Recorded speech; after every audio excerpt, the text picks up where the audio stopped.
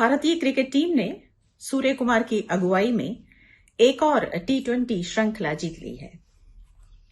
Australia में खेली गई इस श्रृंखला में भारतीय टीम ने 2-1 से विजय हासिल की। श्रृंखला में कुल 5 मैच खेले गए और 2 मैच वर्षा के कारण पूरे नहीं हो सके और बाकी 3 में से 2 मैच जीतकर भारत इस श्रृंखला का विजेता बना।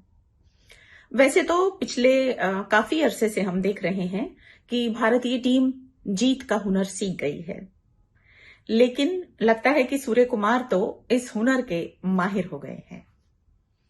आप जानते हैं अगले साल फरवरी से मार्च के बीच में विश्व कप टी20 आईसीसी मुकाबला होने वाला है और इस मुकाबले को देखते हुए ऑस्ट्रेलियाई श्रृंखला और उससे पहले की श्रृंखलाओं में भारतीय खिलाड़ियों का जो प्रदर्शन रहा है उस पर कुछ सवाल उठ रहे हैं। आज एकता का खबरनामा में हम इसी विषय पर बात करेंगे। अगर आप क्रिकेट के भक्त हैं तो ये वीडियो पूरा देखना तो बनता है। सबसे पहले ऑस्ट्रेलिया के खिलाफ हुई श्रृंखला के कुछ आंकड़ों पर बात कर लेते हैं। भारतीय टीम 2008 से ऑस्ट्रेलिया के खिलाफ कोई श्रृंखला नहीं हारी है। कुल 5 श्रृंखलाएं खेली गई हैं पिछले 17 साल में भारत और ऑस्ट्रेलिया के बीच टी20 की, और इनमें से 3 में भारत विजयी रहा है जबकि 2 ड्रॉ रही हैं। पिछली 8 श्रृंखलाओं से जो सूर्य कुमार के नेतृत्व में खेली गई उनमें भारत अपनी एक भी श्रृंखला नहीं हारा है और सिर्फ एक श्रृंखला जो दक्षिण अफ्रीका के खिलाफ खेली गई वो 1-1 से बराबरी पर छूटी। ऑस्ट्रेलिया के दौरे से पहले की बात करें तो भारतीय क्रिकेट टीम ने टी20 का एशिया कप मुकाबला जीता था। उससे पहले इंग्लैंड को 4-1 से हराया था, दक्षिण अफ्रीका को 3-1 से मात दी थी, बांग्लादेश को 3-0 से, श्रीलंका को 3-0 से हराया था। उससे पहले दक्षिण अफ्रीका के खिलाफ भारत की टी20 श्रृंखला 1-1 से बराबरी पर समाप्त हुई थी और उससे पहले ऑस्ट्रेलिया की टीम भारत से 4-1 से हारी थी।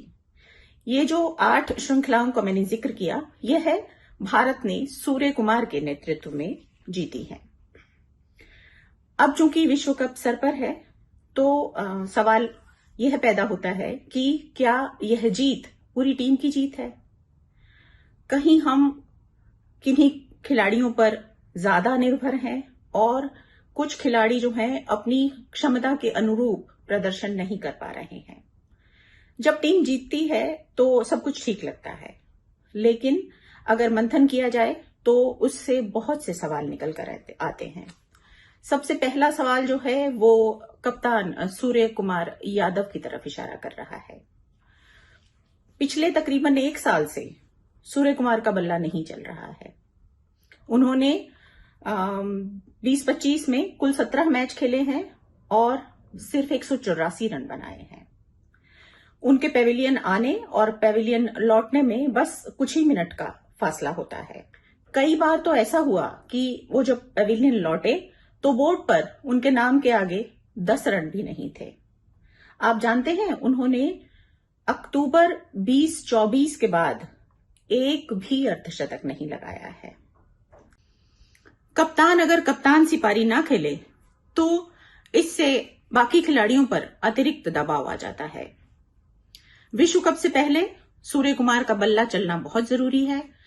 इससे विश्व कप में भारत की जीत की संभावनाओं को अतिरिक्त बल मिलेगा।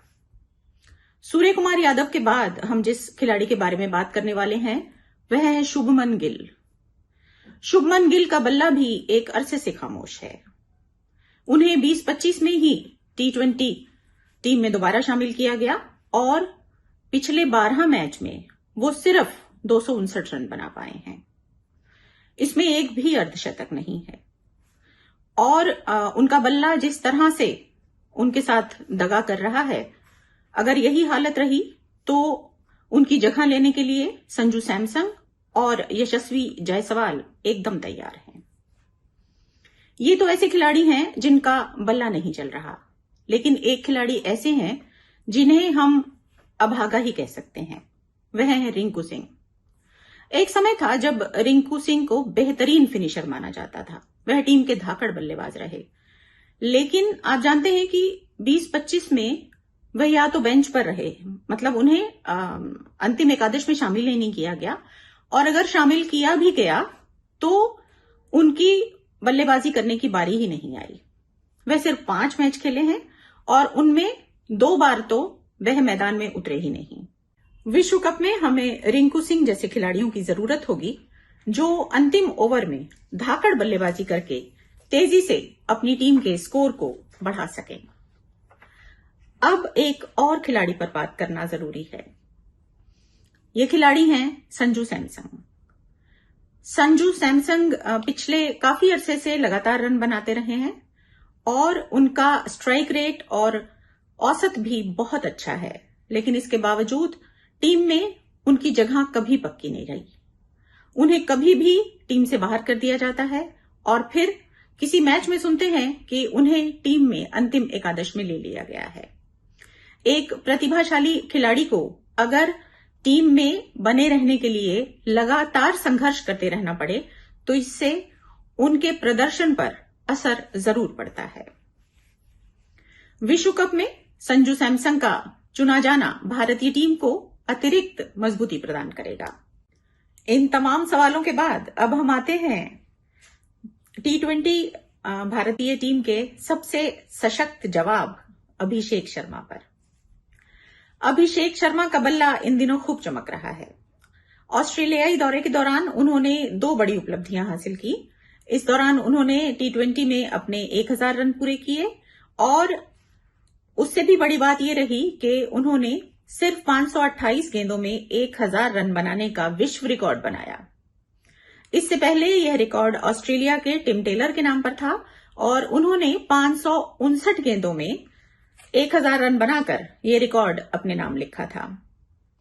यहां 1000 रन की अगर बात करें तो विराट कोहली ने 27 पारियों में 1000 रन बनाए थे और अभिषेक शर्मा उनसे सिर्फ 1 कदम पीछे रहे और 28 पारियों में 1000 रन बनाने में कामयाब रहे।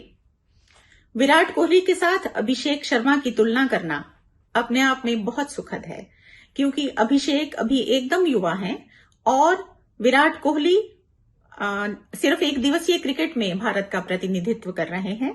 ऐसे में अभिषेक शर्मा जो युवराज सिंह की तरह खेलते हैं, अगर विराट कोहली के रास्ते पर चलें तो भारतीय क्रिकेट को एक और चमकता सितारा मिल जाएगा। यहां एक ध्यान देने योग्य बात यह है कि अभिषेक शर्मा ओपनिंग करने आते हैं और बाकी खिलाड़ियों का बल्ला उस तरह से नहीं चल रहा, तो कहीं ऐसा तो नहीं कि अभिषेक शर्मा पर अतिरिक्त दबाव आने लगे। अगर ऐसा हुआ तो यह इस बच्चे के साथ अन्याय हो जाएगा। ऐसे में खिलाड़ियों, बाकी जो हमारे बल्लेबाज हैं, यह जरूरी है कि विश्व कप से पहले उनके प्रदर्शन में सुधार हो। अभिषेक शर्मा का विश्व कप में चुना जाना निश्चित है और अगर ऐसा हुआ तो यह अभिषेक शर्मा के लिए सपने के सच होने जैसा होगा। वह कह चुके हैं कि वो भारत के लिए न सिर्फ विश्व कप खेलना चाहते हैं बल्कि विश्व कप जीतना भी चाहते हैं। जो क्रिकेट के विशेषज्ञ हैं उन्हें कोई ऐसा रास्ता जरूर निकालना चाहिए कि अभिषेक शर्मा का बल्ला इसी तरह चमकता रहे और भारत की जीत का अभिषेक करता रहे। इसी के साथ आज का अपना ये वीडियो यहीं समाप्त करती हूं। आशा है आपको पसंद आया होगा। पसंद आया हो तो इसे लाइक कीजिएगा, अपने दोस्तों, रिश्तेदारों, जानने वालों के साथ शेयर कीजिएगा और मेरे चैनल को सब्सक्राइब भी कीजिएगा। वीडियो देखने के लिए बहुत शुक्रिया।